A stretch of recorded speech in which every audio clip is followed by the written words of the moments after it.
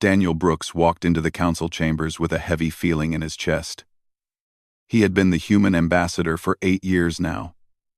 And he knew these alien leaders did not respect his kind. Humanity had joined the Galactic Council only 40 years ago. To species that lived for thousands of years, humans were nothing but children playing at being equals. The Great Hall was enormous. Seats rose in circles around a central platform where speakers would stand. Representatives from over 200 species filled those seats, their strange forms casting shadows under the bright lights. Some had scales, others had fur or feathers. A few were made of living crystal that hummed when they moved. Daniel stepped onto the platform and looked up at High Arbiter Velox. The ancient Cytheron was nearly 3 meters tall, with gray skin that looked like stone and eyes that glowed soft blue. Velox had led the council for 600 years. He looked at Daniel the way an adult looks at a child who has interrupted an important meeting. "Ambassador Brooks," Velox said, his voice deep and slow. "You requested emergency time before this council. We have given you this time. Speak your piece." Daniel touched the device on his wrist, and a holographic display appeared above the platform. Images of burning cities filled the air. Bodies lay in streets. Ships exploded in the darkness of space. In the past 6 months, Daniel began, keeping his voice calm and clear. 17 human colonies have been attacked. These attacks have killed over 12,000 of our people. Men, women, and children. Entire families wiped out while they slept. Murmurs spread through the chamber. Daniel waited for silence before continuing. "We were told these were random pirate attacks. We were told to increase our own security. We were told the council could not act without proof of who was responsible." He changed the display to show a map of the attacks. "But look at this pattern. These attacks form a perfect circle around our border colonies. They hit our supply lines, our communication stations, our medical facilities. This is not random. This is strategy." Councillor Thren shifted in his seat high above. The Velmari representative was a tall being with dark purple skin and 4 arms. His species controlled a large section of space near human territory. Daniel had never trusted him. "Ambassador Brooks," Thren said smoothly, "are you suggesting one of us is responsible for these tragic events?" Daniel nodded. "I am not suggesting. I am stating fact." He changed the display again to show intercepted communications. These messages were captured by our intelligence services. They show coordination between the attackers and sources within the Velmari Dominion. Military codes. Attack schedules. Lists of targets. All connected to your government, Councillor Thren. The chamber erupted in noise. Thren rose to his feet, all 4 arms spread wide in a gesture of outrage. "This is an insult," Thren shouted. "Humanity has been part of this council for less than half a century, and already they accuse established members of crimes. Their evidence is clearly fake." High Arbiter Velox raised one massive hand, and silence fell. "Ambassador Brooks," Velox said, "your accusations are serious. But this evidence could have been created by your own people. The Velmari Dominion has been a respected member of this council for 3,000 years. We cannot condemn them based on data that cannot be verified." Daniel felt anger rising in his chest, but he pushed it down. He had expected this response. "Then verify it," Daniel said. "Send investigators to the attack sites. Examine the wreckage. Talk to the survivors.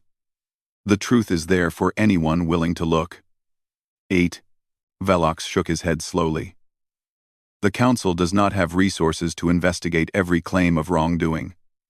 Humanity must handle its own security problems. Perhaps if your species were less aggressive in your expansion, you would make fewer enemies." Daniel stared at the High Arbiter. He understood now with perfect clarity. The Council would never help. They did not see humans as equals worth protecting. To them, if humans died, it simply meant fewer competitors for resources and territory. "So that is your answer," Daniel said quietly. 12,000 dead. And we must simply accept it. "I warn you, Ambassador," Velox said, leaning forward. If humanity takes any military action without council approval, there will be consequences. Sanctions, trade restrictions, perhaps even expulsion from the council entirely. You are young. You are small. Do not make enemies you cannot defeat. Daniel looked around the chamber. A few representatives looked uncomfortable. Most looked bored or amused. Only one, a Kathrani named Silene, met his eyes with something like sympathy. I understand, Daniel said. Thank you for your time. He turned and walked out of the chamber. Behind him, he heard Counselor Thren laughing quietly, with the representatives seated near him. Daniel did not look back. Outside, his aide was waiting with his communication device. Sir, what did they say? Daniel took the device and typed a short message. He encrypted it with his personal code and sent it to one address. Admiral Claire Patterson, commander of Earth's defensive fleet. The message contained only 3 words. Protocol, Nightfall, authorized. Daniel looked up at the alien sky above Valoris Prime. Somewhere out there, his people were dying because the galaxy had decided they did not matter. The council thought humans were weak. They thought humanity would complain and cry, and then accept their fate. They were wrong. Daniel had spent 30 years in military service before becoming a diplomat. He knew that sometimes talking solved nothing. Sometimes the only language that worked was action. Admiral Patterson and her fleet had been waiting for months, positioned near the border colonies. Every ship was armed and ready. Every soldier knew what might be coming. The council had made their choice. They had chosen to ignore the deaths of innocent humans. They had chosen to protect the ones responsible. Now humanity would make its own choice. Back in the council chamber, Thren smiled to himself. He had won. The humans would file more complaints and send more messages that would be ignored. In another 6 months, another dozen colonies would burn. Eventually, the humans would retreat to their core worlds, giving up the territory that Thren wanted. He did not know about Protocol Nightfall. He did not know that human patience had a limit. He did not know that everything was about to change. But he would learn soon enough. Governor Kate Warren stood at the window of her office and watched the sun set over New Montana. The colony world had been her home for 15 years. She had helped build it from a small outpost into a thriving city of 200,000 people. Families lived here. Children went to school here. People had built their dreams here. And now those dreams were about to burn. Governor, her assistant called from the door. The sensors have confirmed it. 37 Velmari warships have entered our system. They will reach the planet in 4 hours. Kate closed her eyes for a moment. She had known this day might come. The attacks on other colonies had been getting closer, but New Montana had a defense fleet. Surely that would be enough. What about our ships? She asked. 5 patrol vessels, Governor. They are moving to intercept, but against 37 warships. The assistant did not finish the sentence. He did not need to. Kate turned from the window. Begin evacuation procedures. Get everyone to the underground shelters. And send a distress call to the Galactic Council.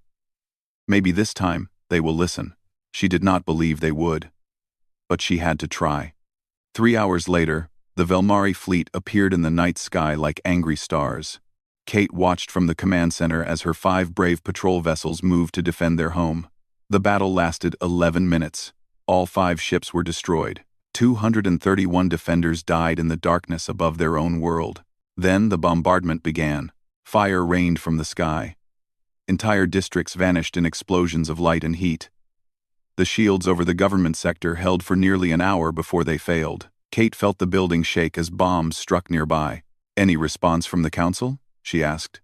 Nothing, Governor. Our signal has been received, but no reply has come. Kate nodded. She had expected nothing else. Then something changed on the tactical display. New signals appeared at the edge of the system. Many signals. More than Kate could count, at first glance. What is that? She demanded. Her sensor officer looked up with wide eyes. Governor, those are human ships. Over 100 human warships just jumped into our system. Admiral Claire Patterson stood on the bridge of her flagship, the carrier ship Resolute. Her gray hair was pulled back tight, and her uniform was crisp and perfect. She had been a soldier for 40 years. She had fought pirates, rebels, and alien invaders. But she had never felt more certain about a battle than she did now. "All ships report ready, Admiral," Captain Ben Carter said. He was the commander of the Resolute, a solid man with steady hands and calm eyes. "Signal the fleet," Patterson ordered. "Weapons free. Protect that colony. Show no mercy to anyone who has shown our people no mercy." The human fleet moved like a machine built for one purpose. While some ships dove toward the planet to intercept the bombing runs, others closed on the Velmari warships in perfect formation. Patterson had trained these crews for years. Every captain knew exactly what to do. Lieutenant Commander Eric Grant called out from his tactical station. "Enemy fleet is breaking formation." "They did not expect this, Admiral. They are trying to retreat." "Do not let them," Patterson said. "Disable their engines. I want prisoners. I want evidence." The battle lasted 93 minutes. It was not a fight. It was a lesson. Human weapons tore through Velmari ships that had expected no real resistance. Human pilots flew circles around enemies who thought they were attacking helpless civilians. Human soldiers boarded damaged vessels and took them intact, while the Velmari crews surrendered in confusion. When it was over, 29 Velmari ships were destroyed or disabled. 3 command vessels had been captured whole. Over 600 Velmari prisoners were in human custody. Not a single human ship was lost. On New Montana, Governor Kate Warren walked through the ruined streets of her city. Buildings burned around her. Bodies lay under collapsed walls. But her people had survived. The shelters had held. And the sky was now filled with human ships standing guard. Admiral Patterson transported down to meet her. "Governor Warren," Patterson said, "I am sorry we could not arrive sooner." Kate looked at the destruction around them. Thousands would need medical care. Entire neighborhoods would need rebuilding. But it could have been so much worse. "How did you know?" Kate asked. "How did you get here so fast?" Patterson allowed herself a small smile. "We have been waiting, Governor. Watching. When your distress call went out, we were already moving. Protocol Nightfall has been ready for months." "Protocol Nightfall?" "Ambassador Brooks and I understood that the Council would never help us. So we prepared. Every border colony has a fleet positioned within striking distance. When the order came, we moved." Kate shook her head in amazement. "The Council will not like this. The Council can complain all they want." Patterson handed Kate a data pad. "Look at what we found on those captured ships. Official orders from the Velmari government, signed by Councillor Thren himself. Attack schedules for a dozen more colonies. Plans to eventually push humanity back to Earth itself. This was never about pirates. This was a secret war. And we were supposed to lose it quietly." Kate read the documents with growing anger. Everything was there. Names, dates, targets, proof that could not be denied. "What happens now?" she asked. Patterson looked up at the sky where her fleet waited. "Now we stop waiting for permission. Ambassador Brooks is preparing to present this evidence to the Council. But we are not going to ask them to act. We are going to act ourselves. Those 12 military stations that coordinated these attacks? By this time tomorrow, they will no longer exist." Kate stared at her. "That is an act of war." "No, Governor. War was declared when they started killing our people. We are simply responding." Patterson put her hand on Kate's shoulder. "Tell your people to rest. Tell them help is coming. And tell them that no one will ever attack a human colony without consequences again." Kate watched as Patterson transported back to her ship. Overhead, the human fleet began moving toward the edge of the system, heading for targets that had thought themselves safe. The galaxy was about to learn something new about humanity. When pushed, humans did not break. They pushed back. Megan Price had been a war reporter for 20 years. She had covered conflicts on a dozen worlds, but she had never seen anything like what she was witnessing now. She stood on the observation deck of the carrier Resolute as the human fleet approached the first Velmari military station. Around her, camera drones floated, recording everything. Her broadcast was being sent across every communication network in the galaxy. Billions of beings on thousands of worlds were watching. "This is Megan Price reporting live from the human fleet," she said into her microphone. "Behind me, you can see the Velmari station Krath 7. According to captured documents, this facility has coordinated at least 4 attacks on human colonies. Our fleet is approaching to neutralize this threat." Admiral Patterson had made a decision that surprised everyone. She invited reporters aboard her ships. She wanted the galaxy to see exactly what humanity was doing and why. No secrets. No hidden actions. Complete transparency. Commander Nathan Cole watched the station grow larger on the main screen. His team of special operations soldiers waited in the landing bay, ready to move.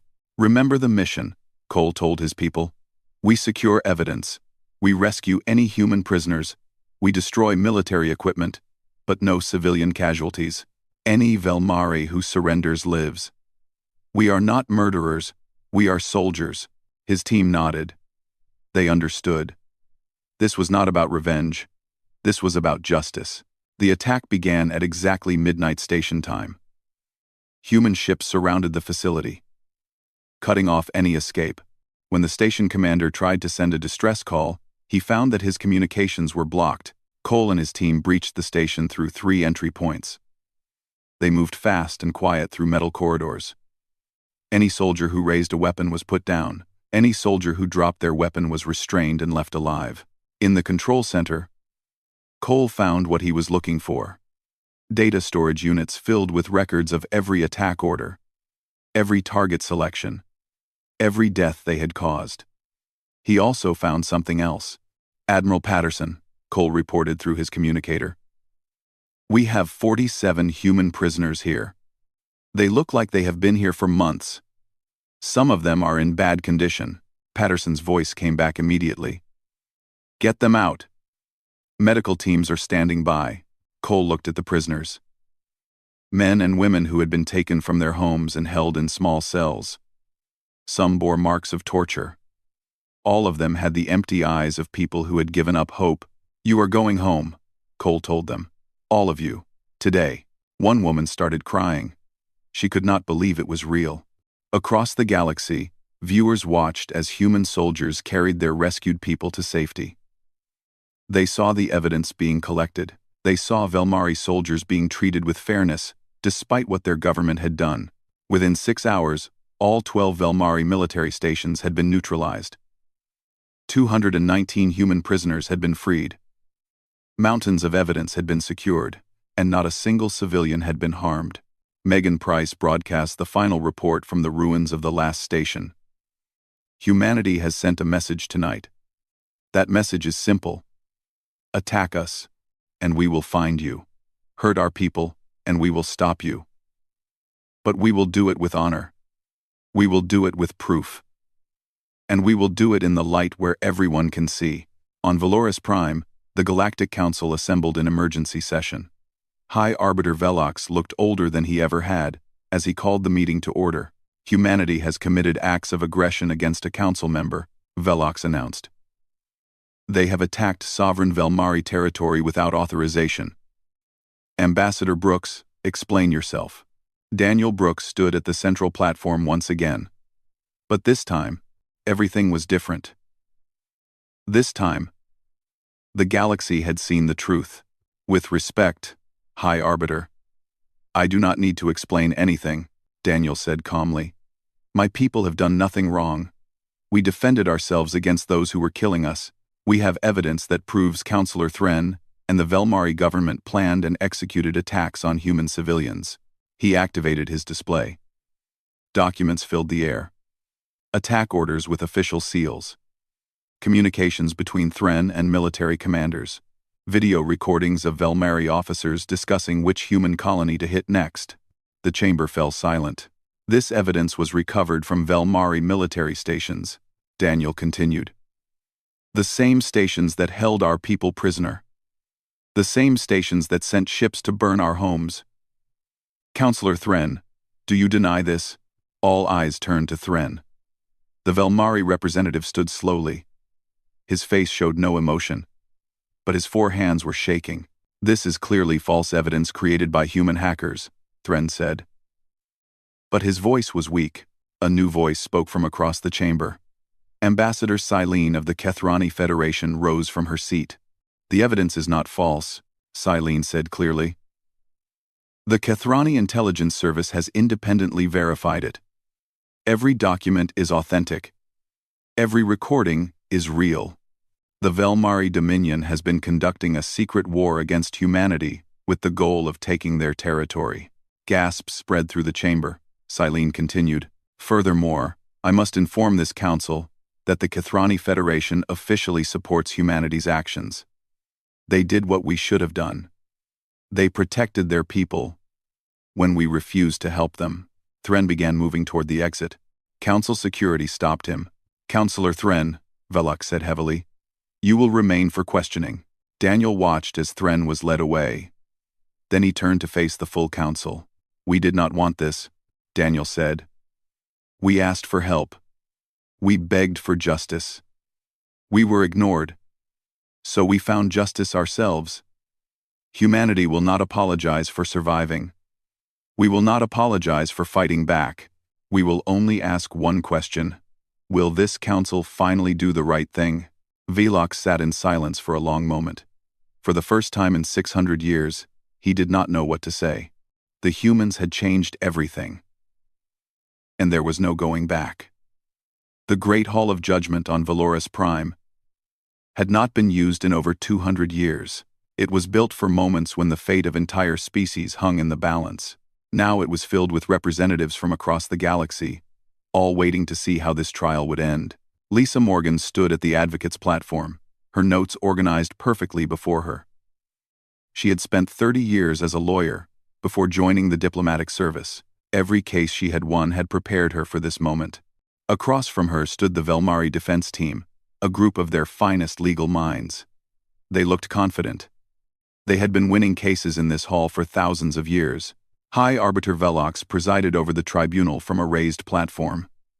His voice echoed through the chamber as he spoke. "We are here to determine the truth of 2 matters. First, did the Velmari Dominion conduct illegal attacks against human colonies? Second, was humanity justified in their military response? Lisa Morgan, you may present the human case." Lisa stepped forward. She did not rush. She did not show nervousness. She let the silence build before she spoke. "Thank you, High Arbiter. I will not waste this tribunal's time with emotional appeals. I will present facts. Only facts. And those facts will speak for themselves." She activated her display. Images appeared showing the 17 attacked colonies. Death counts. Damage reports. Names of the dead scrolling slowly across the screen. 12,417 human lives, Lisa said. "That is not a number. Those were people. Teachers and farmers. Scientists and artists. Children who never got to grow up. Parents who never came home." She changed the display to show the captured documents. The Velmari government claims these attacks were conducted by pirates. But pirates do not use military codes. Pirates do not follow strategic patterns. Pirates do not report to council members. She pointed to one document. This order, signed by Counselor Thren himself, authorizes the attack on New Montana. It was scheduled weeks in advance. It targeted civilian areas specifically. The Velmari defense lawyer rose. "Objection. The authenticity of these documents has not been proven." Lisa smiled slightly. "Then let us prove them now. I call Elder Vorath to speak." A very old being made his way to the witness platform. Vorath was a historian from a species so ancient that no one remembered their world of origin. He had spent 10,000 years studying council records. "Elder Vorath," Lisa said, "you have examined the documents recovered from Velmari stations. What can you tell us?" Vorath's voice was thin but clear. "The documents are authentic. The codes, the seals, the encryption methods are all genuine Velmari military protocols.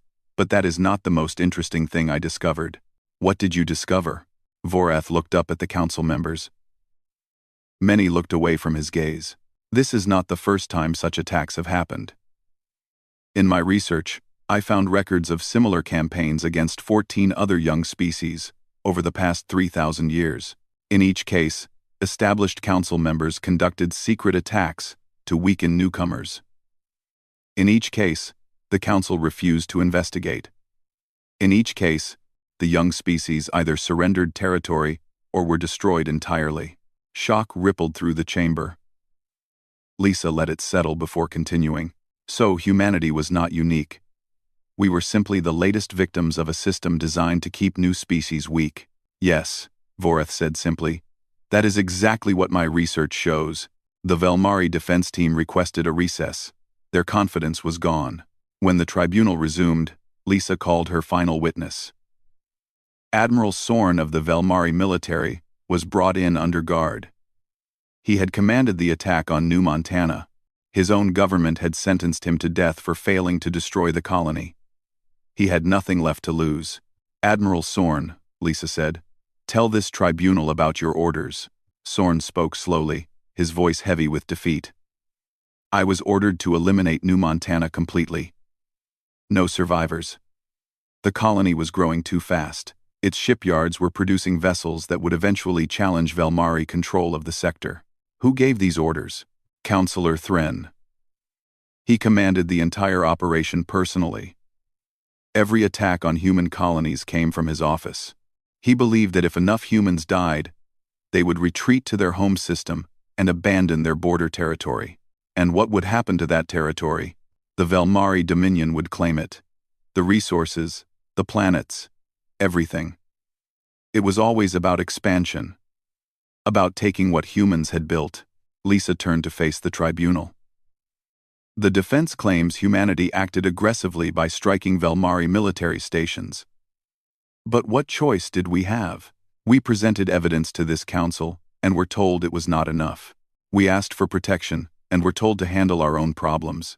We watched our people die while this government did nothing. She pointed at High Arbiter Velox. For 40 years, humanity has followed every rule.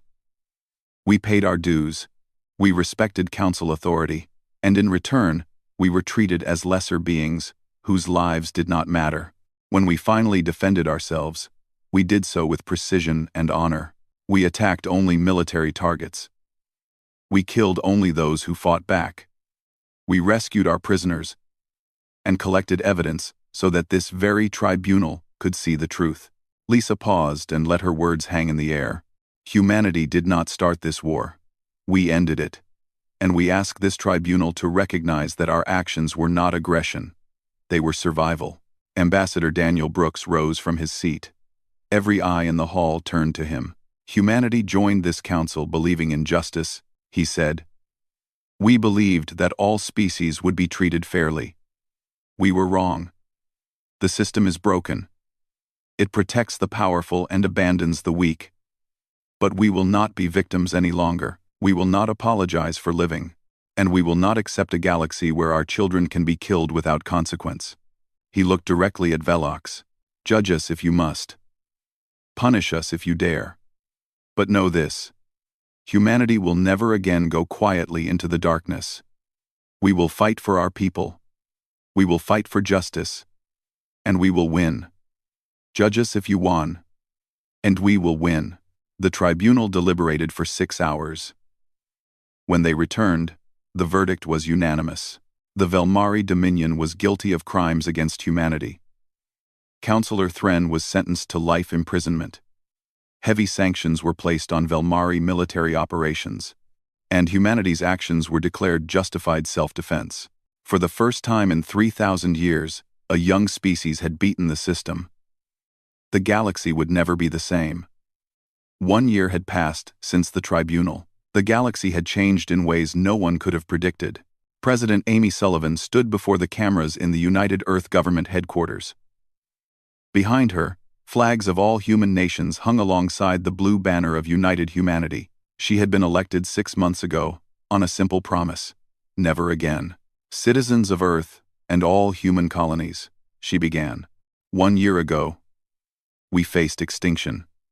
A powerful government decided that our lives did not matter. They killed our people and expected us to accept it.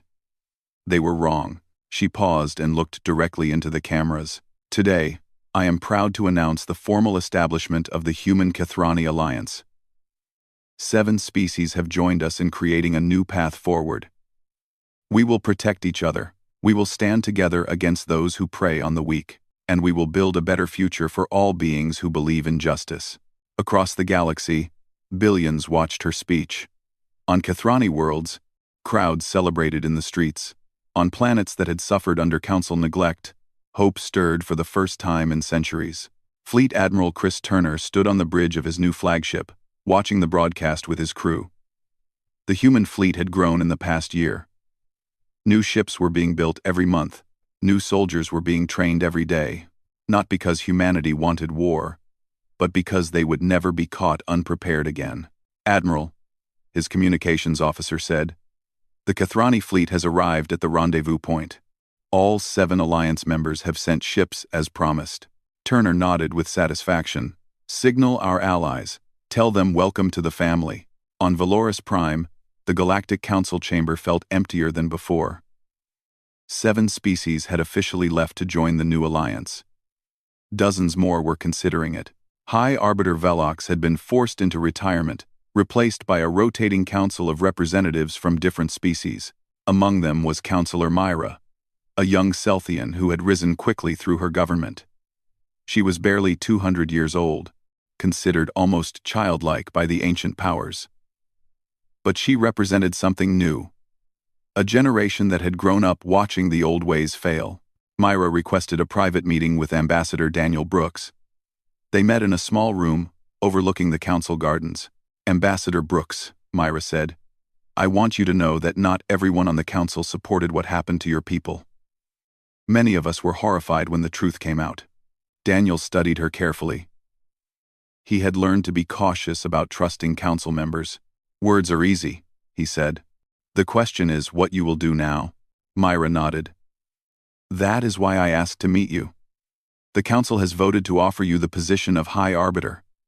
You would have the authority to reshape how this government works. Daniel was silent for a long moment. It was a remarkable offer. A human leading the Galactic Council. It would have been unthinkable a year ago.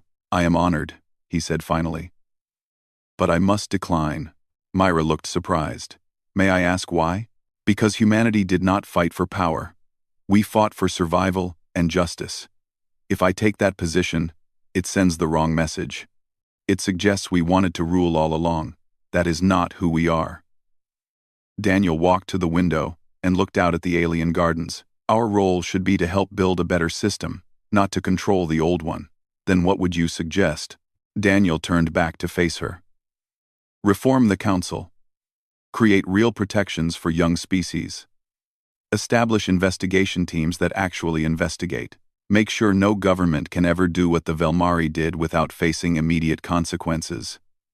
He paused. And listen to people like you. The old leaders failed because they stopped caring. Do not make the same mistake. Myra smiled. You sound like you have been thinking about this for a long time.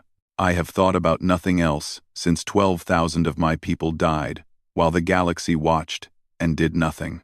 3 months later, the new protocols were adopted by the Reformed Council. Young species would have advocates.